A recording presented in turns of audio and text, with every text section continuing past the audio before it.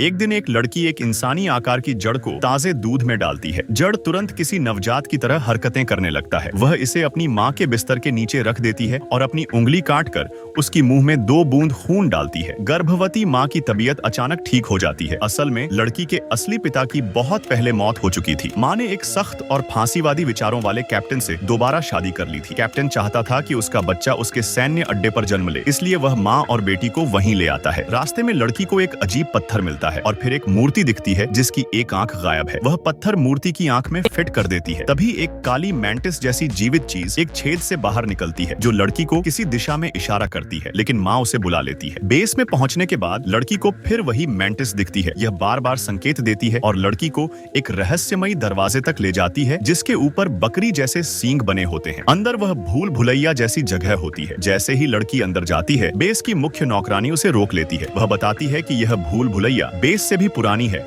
और इसमें जाना खतरनाक हो सकता है। उसी रात लड़की सो रही होती है, तभी वही मैंटिस परी में बदल जाती है और उसे फिर बुलाती है। लड़की उत्साहित होकर उसके पीछे पीछे जाती है और भूल भुलैया के केंद्र तक पहुंचती है, जहां एक सीढ़ियां जमीन के नीचे जाती है। नीचे उसे एक अजीब प्राणी मिलता है जिसके सिर पर सींग है। उसका नाम पैन है। पैन बताता है कि लड़की असल में अंडरग्राउंड किंगडम की राजकुमारी है। वह बचपन में इंसानी दुनिया की हवा, सूरज और वैभव से आकर्षित होकर भाग आई थी, लेकिन सूरज की रोशनी से उसकी आंखें चली गईं और वह ठंड में मर गई। राजा यानी उसके पिता को यकीन है कि राजकुमारी का आत्मा इंसानों में जन्म ले चुका है और अब वह लड़की वहीं खोई हुई राजकुमारी है। इस बात का सबूत उसके कंधे पर बना चांद का निशान है। पान बताता है कि अगर वह सच में वही राजकुमारी है तो उसे 3 परीक्षाएं पास करनी होंगी ताकि वह फिर से अपनी दुनिया लौट सके। वह लड़की को एक जादुई किताब देता है जिसमें सभी परीक्षाएं लिखी हैं। शुरुआत में किताब पूरी खाली होती है। अगले दिन सैन्य बेस में एक पार्टी होती है। लड़की टब में बैठकर किताब पढ़ती है और अब किताब में पहला परीक्षण दिखता है। जंगल में एक विशाल टोड ने एक जादुई अंजीर के पेड़ पर कब्जा कर लिया है और पेड़ मर रहा है। लड़की को 3 रत्न उसके मुंह में डालकर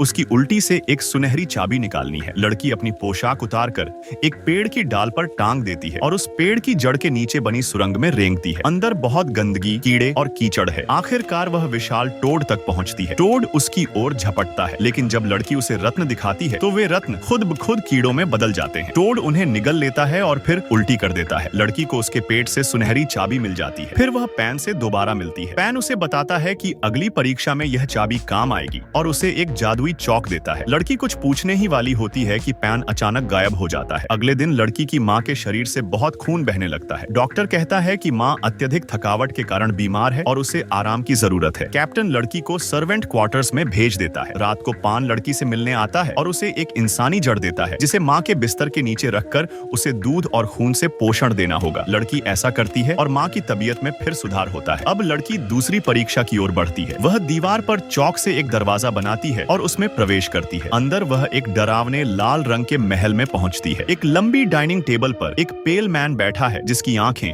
उसके सामने की प्लेट में रखी है। दीवारों पर बच्चों को खा जाने के दृश्य बने हैं और पास में बच्चों के जूते का ढेर है। फिर लड़की टेबल से दूर जाकर दीवार में 3 चाबी छेद देखती है। फेरीज उसे बीच वाले छेद की ओर इशारा करती है, लेकिन लड़की का हाथ खुद ब खुद बाएं वाले छेद पर चला जाता है जहां से वह एक चाकू निकालती है। पैन और फेरीज ने चेतावनी दी थी कि टेबल पर रखा भोजन न छुए, लेकिन लड़की एक अंगूर उठा लेती है। अगले ही पल पेल मैन जागता है, अपनी आंखें दोनों हथेलियों में रखकर सिर के पास करता है और चारों तरफ देखने लगता है। वह लड़की की ओर दौड़ने लगता है। फेरीज उसे रोकने की कोशिश करती है, लेकिन वह उनमें से 2 को मार डालता है। लड़की किसी तरह वहां से भाग निकलती है और दरवाजा बंद कर देती है। जल्दी में उसने अपने सिर के ऊपर चौक से एक दरवाजा बनाया और आखिरी पल में निकल गई। दूसरा टेस्ट पूरी तरह से फेल हो गया। जब पैन ने ये सुना तो बहुत गुस्से में आ गया और उसने कहा कि अब लड़की कभी अंडरग्राउंड किंगडम नहीं लौट पाएगी और फिर वहां से चला गया। उसी वक्त कैप्टन के सिपाहियों ने एक शिकारी बाप बेटे को पकड़ लिया। उन्हें शक था कि वे विद्रोही हैं, इसलिए उन्हें गोली मार दी गई, लेकिन उनके बैग से एक मरी हुई खरगोश निकली जिससे साफ था कि वे असली शिकारी थे। सच्चाई जानने के बाद भी कैप्टन ने केवल अपने सिपाहियों को डांटा और वो खरगोश रसोई में पकाने का आदेश दे दिया। उसे निर्दोषों की मौत की कोई परवाह नहीं थी। कैप्टन की क्रूरता से बहुत लोग उससे नाराज हो गए और वे जंगल में जाकर गेरिला वॉरफेयर से उसका विरोध करने लगे। बेस का डॉक्टर भी इन्हीं में से एक था। कैप्टन ने जब एक कैदी की जुबान खुलवाई तो उसे डॉक्टर की असली पहचान पता चल गई। जैसे ही वह डॉक्टर को मारने जा रहा था, ऊपर उसकी पत्नी के कमरे से आवाज आई। कैप्टन ने सिपाहियों को डॉक्टर पर नजर रखने को कहा और खुद ऊपर गया। वहां उसने लड़की को बेड के नीचे से रूट डॉल निकालते देखा। उसने गुस्से में लड़की को खींचा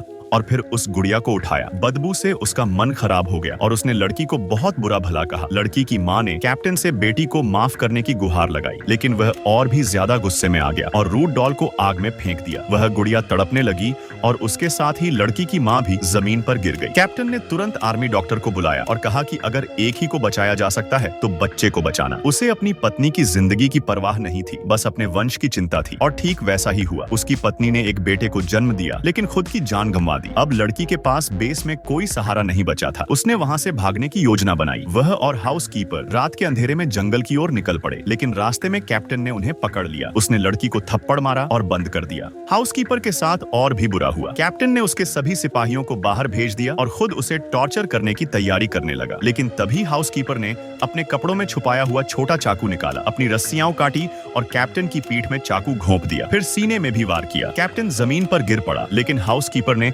उसका मुंह चीर दिया और बाहर जाने लगी। कैप्टन किसी तरह उठ खड़ा हुआ और सोल्जर्स को बुलाया। उन्होंने हाउसकीपर को घेर लिया। खुद को घिरा देख हाउसकीपर ने चाकू अपनी गर्दन पर रख लिया, लेकिन तभी एक गोली चली और सोल्जर्स गिरने लगे। गेरिला फाइटर्स ने हमला कर दिया था। उधर पान एक आखिरी मौका देने को तैयार था। उसने लड़की से कहा कि उसे अपने छोटे भाई को लेकर लैबिरिंथ के केंद्र में आना होगा। लड़की ने पूछा कि वह कमरे से कैसे बाहर निकले, तो पान ने उसे फिर से एक चौक दी। वह चुपचाप कैप्टन के बेडरूम में गई और देखा कि कैप्टन अपनी फटी हुई मुंह की सिलाई करवा रहा था। उसके जाते ही लड़की ने उसकी शराब में स्लीपिंग ड्रॉप्स मिला दी। लेकिन जब वह अपने भाई को लेकर निकलने ही वाली थी, तभी कैप्टन लौट आया। लड़की को छिपना पड़ा। तभी बाहर एक बड़ा विस्फोट हुआ। कैप्टन ने पीछे मुड़कर देखा और लड़की को पकड़ने दौड़ा, लेकिन क्योंकि उसने नशीली शराब पी थी, उसकी चाल लड़खड़ा रही थी। बाहर युद्ध शुरू हो चुका था। गेरिला फाइटर्स पूरी तरह से हमला कर चुके थे, लेकिन कैप्टन को कोई परवाह नहीं थी। उसे बस अपना बेटा चाहिए था। लड़की अपने भाई को लेकर लैबिरिंथ में पहुंची। सामने डेड एंड था और पीछे से कैप्टन आता जा रहा था। तभी सामने की हेज दीवार अचानक खुल गई और लड़की भीतर चली गई। वहाँ पैन उसका इंतजार कर रहा था। पैन ने कहा कि अगर अंडरग्राउंड किंगडम का दरवाजा खोलना है तो उसके भाई की 2 बूंदें खून निकालनी होंगी। लड़की ने मना कर दिया। तभी कैप्टन भी पहुंच गया। उसने देखा कि लड़की हवा से बात कर रही है और तुरंत गोली चला दी। लड़की मर गई। कैप्टन अपने बेटे को लेकर बाहर निकला, लेकिन वहाँ गेरिला फाइटर्स खड़े थे। उसने जान लिया